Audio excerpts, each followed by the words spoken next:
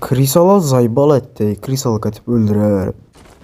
Bir adama oxşab oynamadı da onlarım. Şak bu mı? Hazır söyləşəmiz bu bilənəsə. Okula verilənmə. Ne desem Bratçiye? Bratçiye. Bratçiye ne desen? Bundan mısın? Ben... Ana engiski. Ama ne seksi papelon. Bu ya. Met agresif. Sıçıp oturup ne bu? Dabide temiz. Dabide sen soğupa kalasın. Ana. Pesterem geldi bir yetimek.